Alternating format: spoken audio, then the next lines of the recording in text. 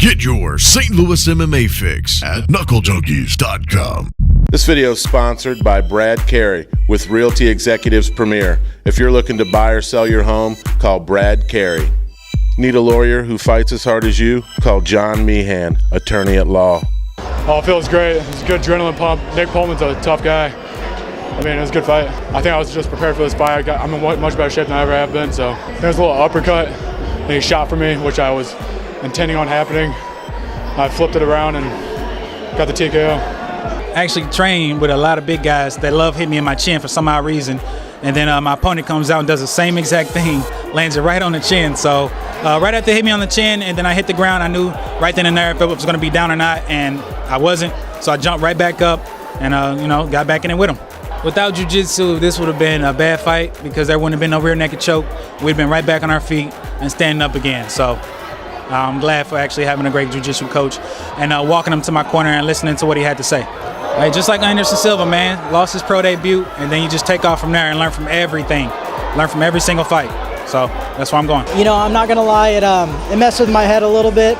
Not really knowing what to expect. I had 2 days notice for the guy, so didn't really get to put a whole training camp together dedicated to him. I think that would have benefited because he was an explosive athlete. I was training for somebody that was long and lean, and he was short and stout and had a lot of power, obviously. He landed some clean shots on me. Put me in a little bit of danger, but perseverance, followed through. I've been training for guys like that my whole life. Obviously I've had trouble with wrestlers. My only losses are to wrestlers, and he was a short, stocky, supposed to have been a wrestler, but he had some mean hands on him too. He put me in quite a bit of danger there, so I have a long way to go before I think I'm ready to move on to the next level. So I'm gonna get to training hard and really make sure that I fully fulfill what this title means.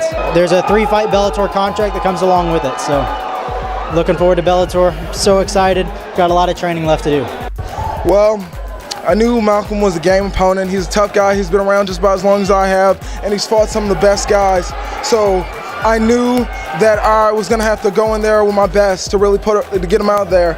I was trying to get him out in the first and second round. I wasn't quite able to do it, but I just went out there and gave it my whole heart. Like I said, he got in my guard. I work really active guard. I like to be pressuring the whole time.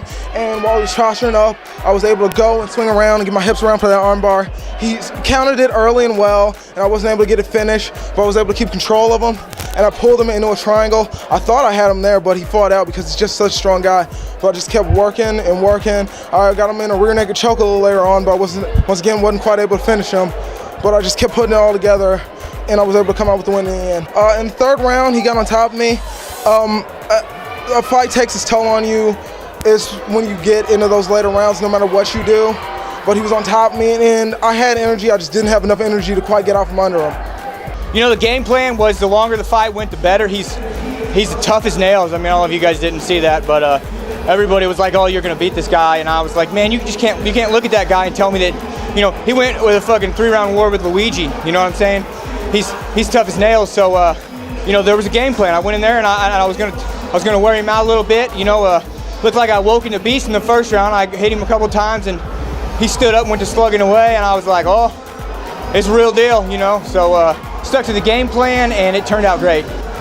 And he came in heavy, and that even gave me a supreme confidence, thinking, okay, this guy's not as disciplined as me, so it didn't really bother me at all. Great show. I mean, it's the first one on TV. I'm pumped for that. That's awesome. The Finney and Rob, treated me great. I have nothing to say but good words to him. Maybe I wish I fought for him a little sooner, but that's just how the cookie crumbled. You know what I mean?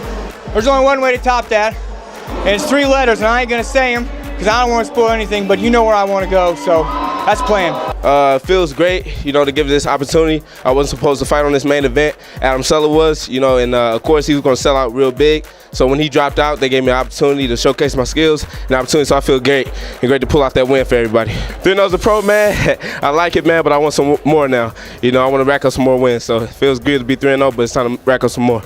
Definitely, it was a big challenge, and like I say, risk equals reward. The bigger the risk, the bigger the reward. I had nothing to lose in this fight. I'm still, early into my career, so even if I did lose, I could still build back up. But it was a great opportunity, and so it's going to pay off at the end. I'm gonna take a little layoff and just train my butt off. But we got the Bellator shows coming up soon, so hopefully soon I'll be on Bellator. So that's all I'm looking for, or bigger than that, UFC. So it's all good.